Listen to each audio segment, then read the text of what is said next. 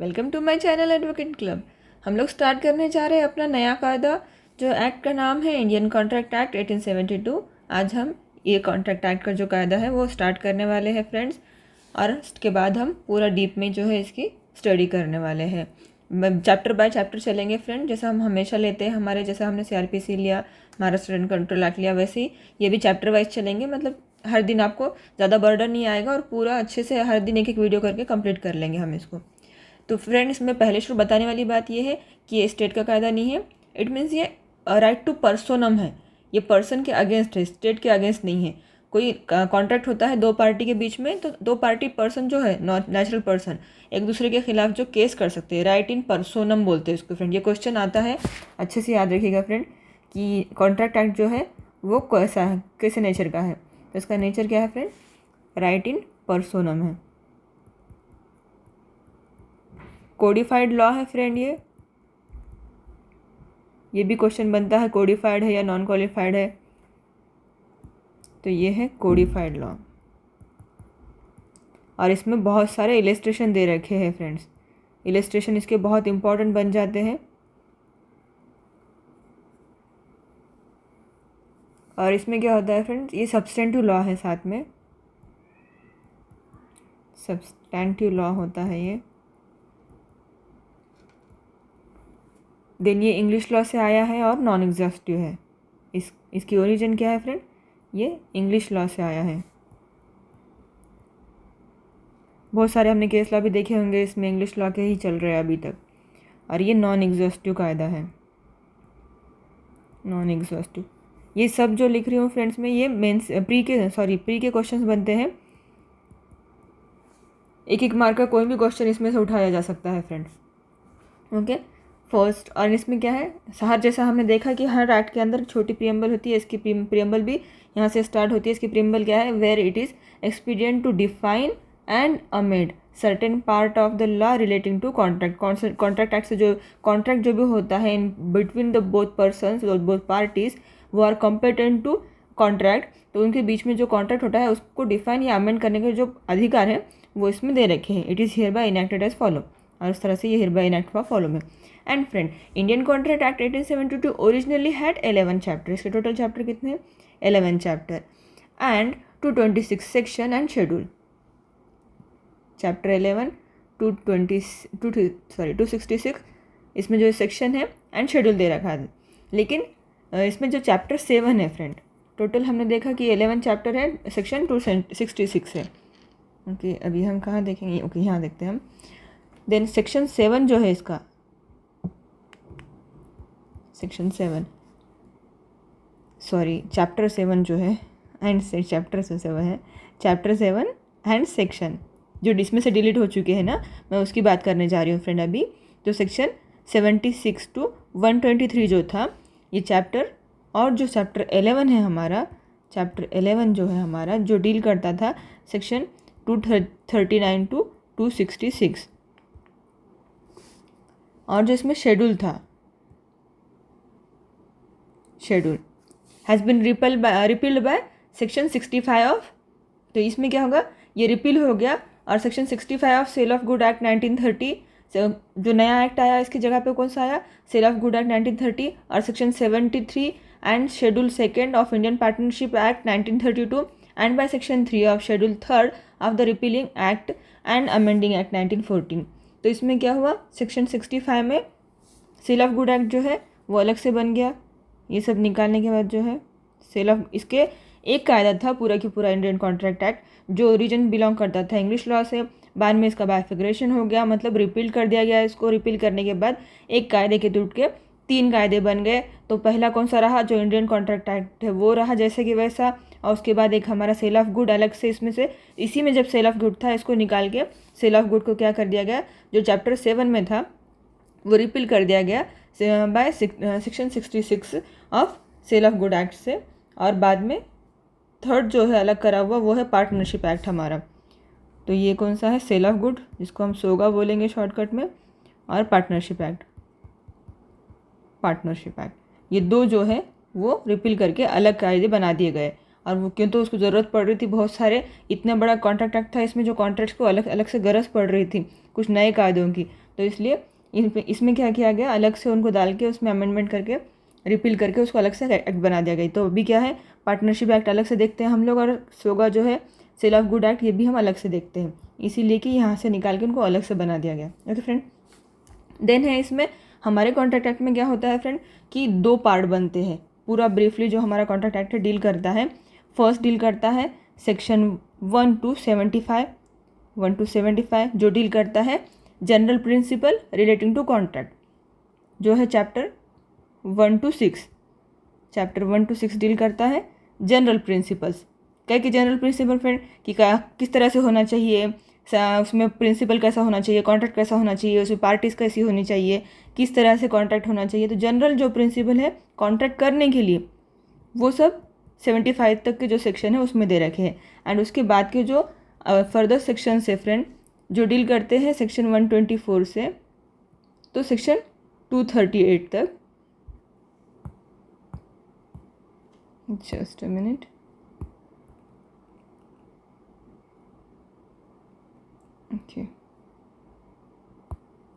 Okay section 238 तक, 75 तक जो जनरल प्रिंसिपल हो गए। देन 76 टू जो हमारा 123 है ये रिपील्ड हो गया, इसका अलग से सेल ऑफ गुड एक्ट बन गया।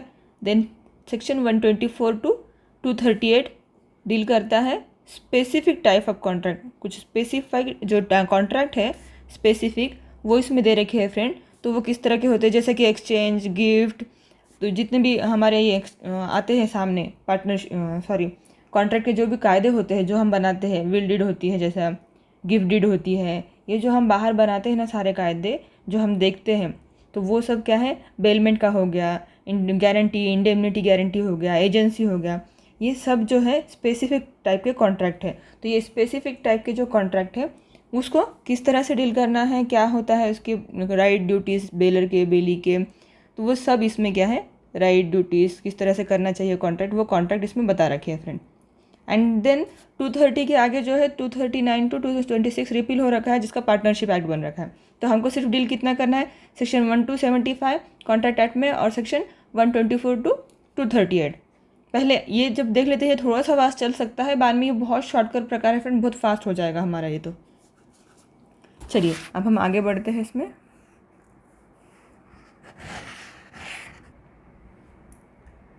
Several other enactment relating to contractual obligation, हमने देखा कॉन्ट्रैक्ट एक्ट एक है फ्रेंड जो अलग हो गया, वो सेल ऑफ गुड एक हुआ, पार्टनरशिप एक्ट एक हो गया। और भी जो कॉन्ट्रैक्ट से डील करते हैं ऐसे कुछ कायदे हैं, उसमें से एक है स्पेसिफिक रिलीफ एक्ट 1963, दूसरा है इंडियन ट्रस्ट एक्ट 1882 और थर्ड है निगोशिएबल इंस्ट्रूमेंट एक्ट 1881। ऐसे कुछ कायदे हैं जो कॉन्ट्रैक्ट से स्पेसिफिकली डील करते हैं फ्रेंड। तो चलिए हम स्टार्ट करते हैं हमारा प्रिलिमिनरी पार्ट जो है section 1 short title, this act may be call be the Indian contract act 1872। It extend to whole of India into force on the first day of September 1872। ये first day और सितंबर जो है friend, ये भी question बनता है, इसकी enactment date कब की है, तो 1 सितंबर 1872 है, याद रखिएगा। इस पर मैंने एक वीडियो बनाया है सबकी इनैक्टमेंट डेट के ऊपर फ्रेंड्स, वो भी आप देख सकते हो।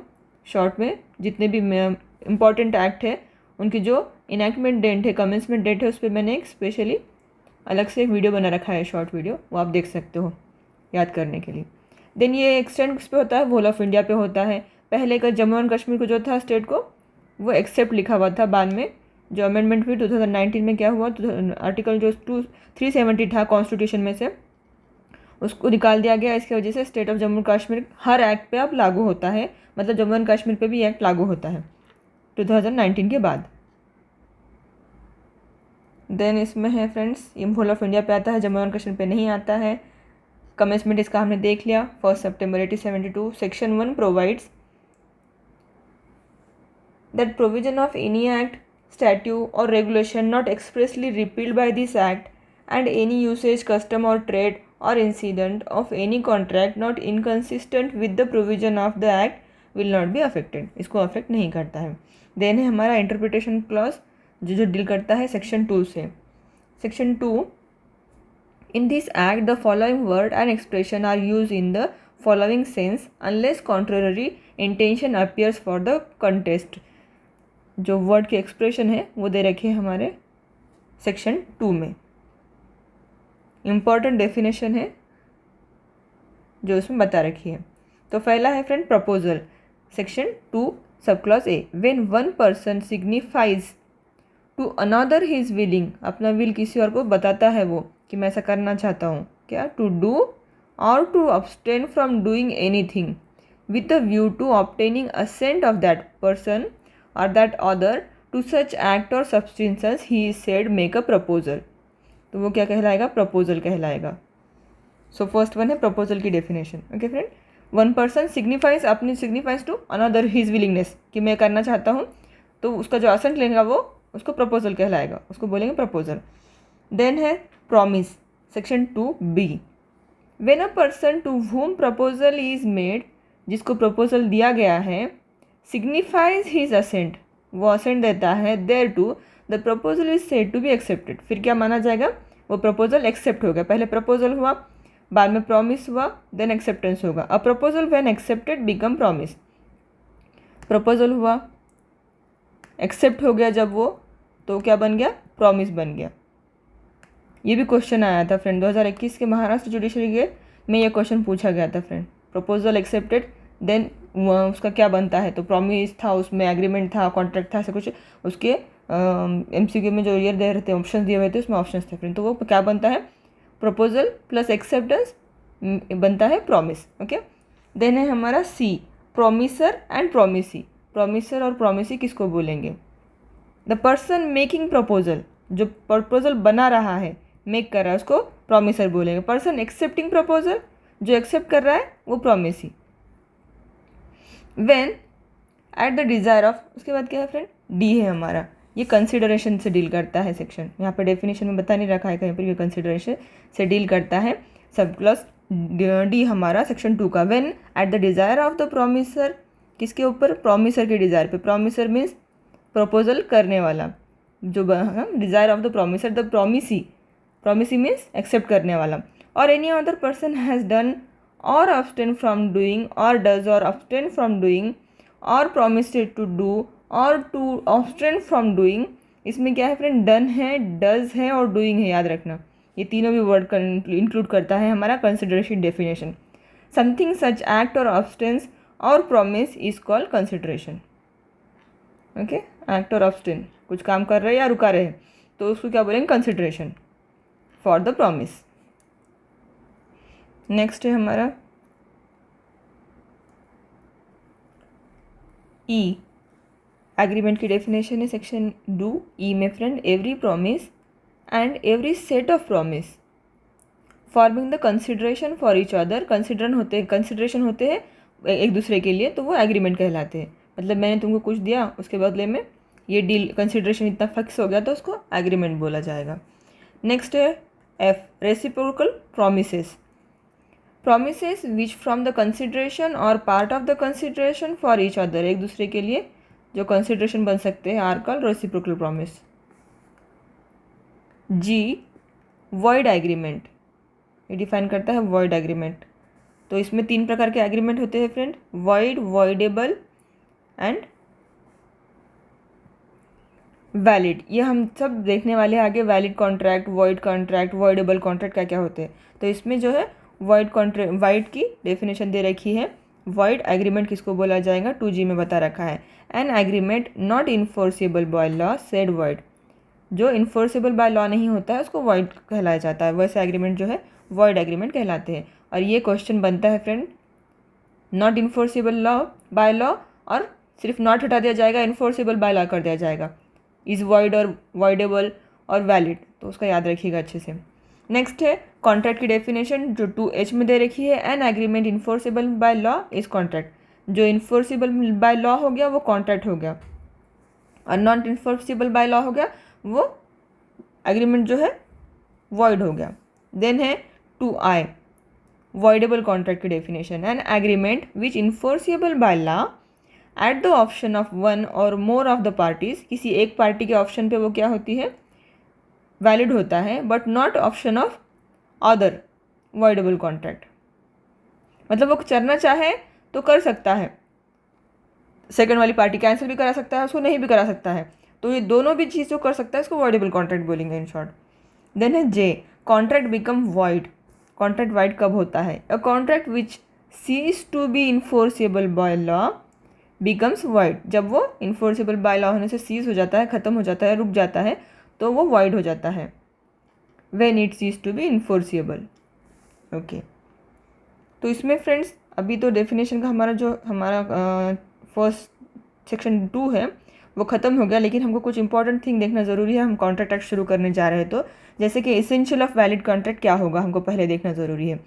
तो इसेंशियल जो होते हैं, हम कॉन्ट्रैक्ट एक्ट देख रहे हैं, तो उसमें इसेंशियल क्या हो गए, किसके लिए? वैलिड कॉन्ट्रैक्ट के लिए। कॉन्ट्रैक्ट तो उसमें वॉइड भी कॉन्ट्रैक्ट हो गए, वॉइडेबल भी कॉन्ट्रैक्ट हो गए, लेकिन हमको क्या देखना है? पहले तो जो वैलिड कॉन्ट्रैक्ट है उसके इसेंशियल्स क्या क्या है। तो पहले हमने देखा जो सेक्शन 2 है उसके एच में डेफिनेशन दे रखी है किसकी? कॉन्ट्रैक्ट की डेफिनेशन दे रखी है। कॉन्ट्रैक्ट क्या बोलता है? Contract is an agreement enforceable by law. A law of contract does not lay down right and duties which the law will enforce. It is a set of limitation principle, but to which parties may create right and duties for themselves. Parties are free to settle the term of the contract provided that the terms are not in violation of principal law. जो between दो party के बीच में जो contract बन रहा है उसकी जो टर्म्स एंड कंडीशंस है वो एक दूसरे के साथ वो खुद डील कर सकते हैं कि इस तरह से कंडीशन रखेंगे, इस तरह से उसकी जो भी टर्म्स है वो अपने हिसाब से बना सकते हैं, लेकिन वो ऐसे कंडीशन और टर्म्स नहीं होना चाहिए, ऐसे स्टिपुलेशंस नहीं होना चाहिए जो वायलेशन करते हैं प्रिंसिपल ऑफ लॉ को, उसको बोलेंगे contract. And contract consist actionable promise, और प्रॉमिसेस का सेट होता है। For valid contract there must be mutuality and meeting of mind, ये ज़रूरी है। तो कॉन्ट्रैक्ट के लिए क्या ज़रूरी है फ्रेंड? फर्स्ट म्यूचुअल होना चाहिए और मीटिंग ऑफ माइंड होना चाहिए। देन प्रपोजल जो हमने देखे हमारे डेफिनेशंस में, अगर प्रपोजल प्लस एक्सेप्टेंस होता है तो वो बन जाता है प्रॉमिस, और प्रॉमिस प्लस कंसिडरेशन अगर होता है तो वो बन जाता है agreement. Agreement enforceable by law जब हो जाता है तो वो बनता है कॉन्ट्रैक्ट फ्रेंड। ओके, तो कॉन्ट्रैक्ट बनने के लिए इतना सब घूम के आना ज़रूरी है कि पहले आपने प्रपोजल दिया किसी को कि मुझे ऐसा ऐसा डील करना है तुम्हारे साथ, फिर उसने बोला कि मुझे भी वो डील एक्सेप्ट है, उसके बाद वो हो गया प्रॉमिस। देन प्रॉमिस करने के बाद क्या होगा, उसको कंसिडरेशन ठहराना पड़ेगा कि इतनी इतनी अमाउंट फिर ये एक्सेप्टेंस के लिए मैं आपको दूंगा। फिर वो अमाउंट जो है कंसिडरेशन जो है प्रॉमिस करने के बाद वो एक्सेप्ट हो जाती है दोनों के बीच में, तो वो बन जाता है एग्रीमेंट। अब एग्रीमेंट होने के बाद वो कोर्ट से मतलब इन्फोर्सेबल बाय लॉ, एग्रीमेंट से जो हम लोग करके लेते हैं, एग्रीमेंट को इन्फोर्सेबल करके लेते हैं बाय लॉ, तो क्या बन जाता है? कॉन्ट्रैक्ट बन जाता है फ्रेंड। ये है हमारा कॉन्ट्रैक्ट। अब कॉन्ट्रैक्ट के लिए कुछ कंडीशंस हैं जो नेसेसरी हैं, कॉन्ट्रैक्ट को इन्फोर्सेबल करने के लिए कुछ कंडीशन है जो नेसेसरी है, जो हमारे फर्दर जो सेक्शन है उसमें डील करता है, जिसको हम यहीं पर देखेंगे फ्रेंड्स, ताकि आगे हम लोगों के लिए ईजी हो जाए। सेक्शंस ओके, तो इसका भी एक मैं छोटा सा बताती हूँ सेक्शन कौन से जाएंगे। सबसे पहले हमारा आ जाएगा इसके बीच में सेक्शन 10 से स्टार्ट करना पड़ेगा हमको, बाद में हम 3 वो जो है वो भी देखेंगे, लेकिन यहाँ पर हम देख रहे हैं कॉन्ट्रैक्ट, तो कॉन्ट्रैक्ट देख रहे हैं इसलिए यहाँ पर इसे डील कर लेते हैं कि कॉन्ट्रैक्ट सेक्शन 10 में कौन से तरह के कॉन्ट्रैक्ट आते हैं। तो condition of enforceability of agreement बताता है, all agreement are contract if they are made. क्या बताता है section 10? All agreement are contract, जितने भी एग्रीमेंट हो गए वो कॉन्ट्रैक्ट हो गए। All agreements are contract by free consent होना चाहिए। इसमें क्या कंडीशन है इसकी? पहला कि वो क्या होना चाहिए? फ्री कंसेंट होना चाहिए, जो हम देखने वाले हैं आगे हमारे सेक्शन 13 to 21 में डील करता है फ्री कंसेंट। कॉन्ट्रैक्ट तो हम कर रहे हैं मगर वो कंसेंट कैसे होना चाहिए? फ्री होना चाहिए, जो बताता है सेक्शन 13 to 21 तक। देन नेक्स्ट है हमारा पार्टीज कंपेटेंट टू कॉन्ट्रैक्ट होना चाहिए, मतलब वो अनसाउंड माइंड नहीं होना चाहिए, माइनर नहीं होना चाहिए, ये सब जो आता है कंपेटेंट टू कॉन्ट्रैक्ट होना चाहिए पार्टी, ये बताता है हमारा section 11 and 12। Competent party section 11 and 12 deal करता है कंपेटेंट पार्टी से। देन आता है for a lawful consideration, consideration कैसा होना चाहिए इसमें? Lawful, consideration must be lawful, और ये डील करता है हमारे सेक्शन 23 से। देन इसकी 4th जो कंडीशन है वो है with lawful object, lawful consideration होना चाहिए, और जो ऑब्जेक्ट है कॉन्ट्रैक्ट करने का, खून करने का, जैसा मर्डर करने का कोई, वो तो कॉन्ट्रैक्ट नहीं कर सकते ना, तो इसका ऑब्जेक्ट भी जो है वो लॉफुल होना चाहिए।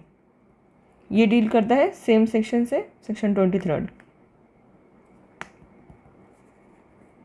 देन है not expressly declare to be void, कहीं पर भी वॉइड बता के नहीं रखा हुआ चना चाहिए, not void, not declare expressly void, under section 24 to 30 ये डील करता है friends. All contract are agreement but all agreement are not contract. क्यों फ्रेंड? क्योंकि ऑल एग्रीमेंट जब बनते हैं, एग्रीमेंट बनने के बाद कॉन्ट्रैक्ट बनता है, तो ऑल कॉन्ट्रैक्ट क्या होंगे? पहले एग्रीमेंट हुआ, उसके बाद बना कंसिडरेशन, होने के बाद कंसिडरेशन के बाद एग्रीमेंट बन गया, प्रॉमिस, फिर कंसिडरेशन, फिर एग्रीमेंट बना, एग्रीमेंट के बाद इन्फोर्स करा के लिया गया इसको किससे? बाय लॉ से, तो फिर बना कॉन्ट्रैक्ट। अब कॉन्ट्रैक्ट बनने के लिए इसलिए नेसेसरी क्या हो गया? पहले एग्रीमेंट बनना, बराबर है। तो ऑल कॉन्ट्रैक्ट, जितने भी कॉन्ट्रैक्ट हो गए वो एग्रीमेंट तो हो गए ही हो गए, लेकिन ऑल एग्रीमेंट कॉन्ट्रैक्ट होना नेसेसरी नहीं है। क्यों नहीं है? क्योंकि जो एग्रीमेंट्स है ये जो ऊपर के कंडीशन से डील करते हैं, फ्री कंसेंट अगर नहीं होगी, कंपेटेंट नहीं होंगी पार्टी, कंसिडरेशन लॉफुल नहीं होगा, उसका ऑब्जेक्ट लॉफुल नहीं होगा, या फिर वॉइड डिक्लेयर करके रखा होगा, तो वो एग्रीमेंट कॉन्ट्रैक्ट बनेगा ही नहीं। जब एग्रीमेंट कॉन्ट्रैक्ट बनेगा ही नहीं, तो इसलिए हम क्या बोल सकते हैं इसको? All contract are agreement but all agreement are not contract. कि तो वही इसी स्टेज पे जो है ख़त्म हो जाएगा, आगे जाएगा ही नहीं, तो वो कॉन्ट्रैक्ट बनेगा ही नहीं। अगर बनता है, वॉइड वैलिड होता है वो और बनता है, तब जाके वो कॉन्ट्रैक्ट बनेगा, इसलिए इस तरह से इसको बोला जाता है। तो इसमें सेक्शन 10 जो है फ्रेंड वो बहुत इंपॉर्टेंट है, इसके ऊपर बताता है कि जो कॉन्ट्रैक्ट एक्ट है मेन, वो किस तरह से एग्रीमेंट से कॉन्ट्रैक्ट में डील कन्वर्ट होता है, ये सेक्शन 10 बताता है, इसलिए सेक्शन 10 इसका जो है बहुत इंपॉर्टेंट है। इसके अंदर कुछ केस लॉ है फ्रेंड जो डील करना हम लोगों को ज़रूरी है। पहला बन जाता है बनवारी लाल का, बनवारी लाल वर्सेस सुखदेव दयाल, जो 1973 का था फ्रेंड। इसमें कोर्ट ने बोला था intention to create legal relations is essential in order to create a contract. Legal relationship होना चाहिए, कैसी भी नहीं होना चाहिए। इसमें केस लॉ मैं आपको दे दूँगा फ्रेंड्स, वो भी ओके। सिर्फ हम लोग केस लॉ के नाम लेते हैं और मैं आपको बोल देती हूँ। बनवारी लाल का एक केस है, ये केस लॉ भी पूछ जाते हैं। कॉन्ट्रैक्ट एक्ट में बहुत सारे केस लॉ में जाने की हम लोगों को ज़रूरत नहीं है फ्रेंड्स, बट कुछ केस लॉ ऐसे हैं जो नेसेसरी है हम लोगों को जानना, जैसा मोहरी बीबी का केस हो गया, ये बनवारी लाल का, कार्लिल वर्सेस कार्बोलिक का जो केस हो गया, ये केस लॉ जो है वो बहुत ज़्यादा ज़रूरी है। इसलिए बस इतने ही जो फेमस केस लॉ है हम लोग देखेंगे और यही पूछे जाते हैं एग्जाम में, इससे ज़्यादा डीप नहीं जाया जाता। चलिए फ्रेंड्स, एंड नेक्स्ट जो इंग्लिश लॉ का है ये कायदा, तो in English law it is specifically required that in order to create an contract there must be intention of the parties to enter into legal obligation. Legal obligation must है इसमें। Intention of the parties is to be ascertain from the term of the agreement and surrounding circumstances. तो कैसे पता चलेगा? उसके जो terms condition जो है एग्रीमेंट में, उससे पता चलेगा कि वो लीगल है कि नहीं है इंटेंशन उसका। एंड इसमें नेक्स्ट जो था केस लॉ वो था कार्लिल वर्सेस कार्बोलिक स्मॉ। इसमें बहुत अच्छा इंटरेस्टिंग केस लॉ था फ्रेंड ये actually, Carlill versus Carbolic smoke ball. Okay, court ने इसमें बताया था test of determination of such intention is objective, it is not what parties had in mind but what a reasonable man would think its in circumstances to be inferred. मतलब court ने क्या बोला था कि सिर्फ माइंड के अंदर है कि ऐसा ऐसा है बोल के, लेकिन उसको बताना भी ज़रूरी है, नेसेसरी है, इन्फर्ड करना ज़रूरी है उसको। सिर्फ माइंड में है तो वैसा नहीं चलेगा। ये कुछ केस लॉज है फ्रेंड जो डील करते हैं कॉन्ट्रैक्ट एक्ट में प्रपोजल एंड एक्सेप्टेंस से। तो इसमें किस तरह की प्रपोजल किस तरह से होना चाहिए, नेसेसरी होना चाहिए या मेयर प्रपोजल चलता है, ये सब डील करता है फ्रेंड। ये सिर्फ क्वेश्चन आते हैं तो केस लॉ पे बनेंगे, इससे ज़्यादा नहीं बनेंगे। Then standard form of contract क्या होता है फ्रेंड कि the term of the contract are prefix by parties and other party can not negotiate on such term, he is just suppose to sign the contract without being in a position to bargain. Means A ने क्या किया, B से contract किया कि मैं इतने पैसों में, समझो 1000 रुपये में उससे कुछ परचेस करना चाहता हूँ, तो बी ने क्या किया, बोला कि नहीं मैं 500 दूंगा इसके, तो ये काउंटर ऑफर हो गया। अगर काउंटर ऑफर हो गया तो वो कॉन्ट्रैक्ट जो है इन्फोर्सिबल बाय लॉ नहीं किया जा सकता। उसके बाद इसका एक राइट बन जाएगा कि वो एक्सेप्ट करेगा या नहीं करेगा, ये बोल सकता है कि नहीं, तो वो कॉन्ट्रैक्ट एग्रीमेंट जो है वहीं पर ख़त्म हो जाएगा। अगर इसने क्या किया, बी ने एज इट इज़ इसने बोला कि 1000 रुपये में बेचना है, बी ने कहा कि ठीक है एग्रीड, भी लेने को तैयार हो हाजिर में, देन वो एग्रीमेंट जो है वो कॉन्ट्रैक्ट बन जाएगा फ्रेंड वैलिड। तो जिस तरह से डील की गई है, जिस तरह से प्रपोजल दिया गया है, उसी तरह से एक्सेप्टेंस आना मस्ट है, देन वो आगे जाके क्या बनता है, एग्रीमेंट। कंसिडरेशन फिक्स होता है, प्रॉमिस होता है बताने, उसके बाद जाके कंसिडरेशन फिक्स होता है, देन एग्रीमेंट कन्वर्ट होता है एंड इन्फोर्सिबल बाय लॉ करा के उसको कॉन्ट्रैक्ट बनाया जाता है। लेकिन उसमें काउंटर ऑफर अगर कोई होता है देन वो वहीं पर वॉइड बन सकता है, अगर नेक्स्ट पार्टी ने जो है अपोजिट पार्टी ने उसको एक्सेप्ट नहीं किया। अगर वो पार्टी उसको एक्सेप्ट करती है तो फिर वहाँ से वो कॉन्ट्रैक्ट फिर से इन्फोर्सिबल करा के लिया जा सकता है। ओके फ्रेंड्स, देन इसमें इंपॉर्टेंट क्या है, term of contract should be reasonable. और दूसरा क्या है इसमें कि इसमें जो टर्म और कंडीशन लिखा जाता है, स्टिपुलेशंस यानी फ्रेंड्स टर्म एंड कंडीशंस होते हैं जो कॉन्ट्रैक्ट एक्ट में टर्म एंड कंडीशन बनाते हैं। हमारा कॉन्ट्रैक्ट हो रहा है कोई और इसमें जो कंडीशंस एंड टर्म्स डालते हैं हम लोग इस तरह से, तो वो जो टर्म एंड कंडीशन होती है उसको स्टिपुलेशन भी बोलते हैं फ्रेंड, जो हम लोग आगे देखेंगे, इसलिए अभी उसका मैंने मीनिंग बता के रख दिया आपको। तो ये जो कंडीशंस है वो रीजनेबल होना चाहिए, कैसी भी नहीं होना चाहिए, रीजनेबल होना चाहिए। और there should be not a fundamental breach of contract, इसमें फंडामेंटल ब्रीच ऑफ कॉन्ट्रैक्ट नहीं होना चाहिए, कोई एम्बिग्युइटी नहीं होना चाहिए, और अगर होती है तो जो वीकर पार्टी है उसको रिजॉल्व करके दे देना चाहिए। आज के लिए हम लोग यहीं रुकते हैं फ्रेंड। अब हमारा प्रपोजल और ऑफर का जो आता है सेक्शन 3 से शुरू होता है, वो हम अपने नेक्स्ट लेक्चर में देखते हैं। Thank you so much for watching.